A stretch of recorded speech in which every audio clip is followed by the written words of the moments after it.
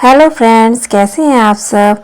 आशा करती हूँ कि आप लोग ठीक होंगे और मैं भी बिल्कुल ठीक हूँ। आज आई हूँ एक नई कहानी के साथ। आज मैं आपके लिए लाई हूँ रामायण में कौवे की कहानी।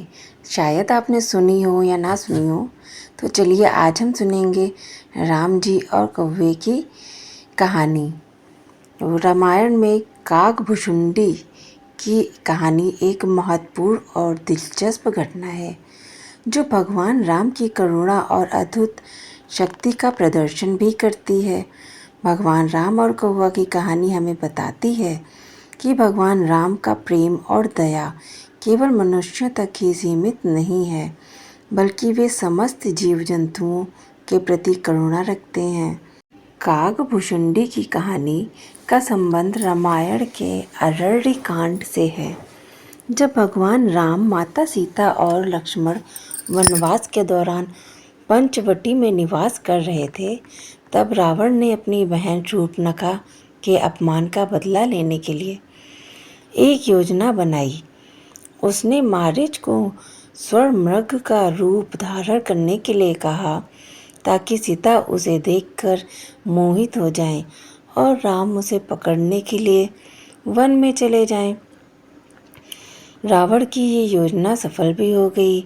जब राम उस मृग के पीछे गए, तब रावण ने सीता का हरण कर लिया। जब भगवान राम वापस लौटे और सीता को वहां नहीं पाया, तो वे अत्यंत व्याकुल हो गए और बहुत दुखी हो गए। वे माता सीता को ढूंढने के लिए इधर उधर भटकने लगे। उस समय एक काग यानी कि कौवा, उसने राम और लक्ष्मण को देखा और उनकी पीड़ा का अनुभव किया। यह कौवा कोई साधारण पक्षी नहीं था, बल्कि यह इंद्र का पुत्र जयंत था। जयंत अपनी माँ शची से बहुत प्यार करता था, लेकिन वह बहुत ही अहंकारी और उद्दंड भी था। उसकी इस प्रवृत्ति के कारण वह कभी कभी अनुचित कार्य भी कर बैठता था।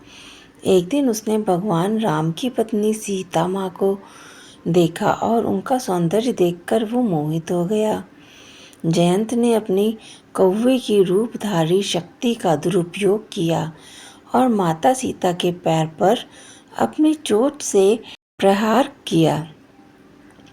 माता सीता ने अपनी पीड़ा सहते हुए राम को पुकारा।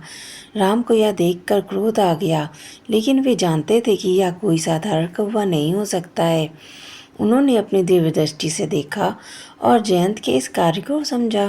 राम ने एक तिनका उठाया और उसे अपनी दिव्य शक्ति से ब्रह्मास्त्र में बदल दिया और फिर उसे जयंत के पीछे छोड़ दिया। ब्रह्मास्त्र का पीछा करते हुए जयंत डर गया और समझ गया कि उसे एक भयंकर गलती की है। वह बचने के लिए इंद्र, ब्रह्मा और अन्य देवताओं के पास गया, लेकिन कोई भी उसकी मदद के लिए तैयार नहीं था। सबने कहा कि अपने कर्मों का फल सबको भोगना पड़ेगा और उसे राम के पास वापस जाकर ही शरण लेनी होगी। आखिरकार जयंत वापस राम के पास आया और उनके चरणों में गिर पड़ा। उसने अपनी गलती स्वीकार की और राम जी से माफ़ी मांगी। जयंत की स्थिति देखकर राम को दया आ गई। उन्होंने उसे क्षमा किया, लेकिन जयंत को अपनी चोंच खोनी पड़ी। भगवान राम ने उसे आशीर्वाद दिया कि वह एक विशेष शक्ति प्राप्त करेगा और भविष्य में अपनी गलतियों से सीख लेगा। जयंत ने अपनी गलती से शिक्षा ली और भगवान राम के प्रति अपनी भक्ति और भी दृढ़ कर लिया। उसने भगवान राम की करुणा और प्रेम को अनुभव किया और उनके प्रति अपनी निष्ठा का संकल्प लिया। यही जयंत आगे चलकर काकभुशुंडी के रूप में जाना गया, जो भगवान राम के महान भक्त और उनके जीवन की कथाओं का गायक भी बना।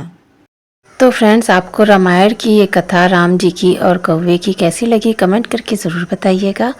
अच्छी लगी हो तो प्लीज़ लाइक कर दीजिएगा, चैनल सब्सक्राइब कर लीजिए अगर आप नए हैं तो। मिलते हैं अगली कहानी में। और हाँ, हमारी हिंदी कहानियों से जुड़ने के लिए आप लोगों का बहुत बहुत धन्यवाद। सबका दिन शुभ हो। जय श्री राम। फ्रेंड्स, हमारी कहानियों के सफ़र से इसी तरह से जुड़े रहिए और भी लोगों को जोड़िए। अच्छी लगी हो स्टोरी तो शेयर भी करिएगा। मिलते हैं नेक्स्ट स्टोरी में। Thank you for watching, bye bye.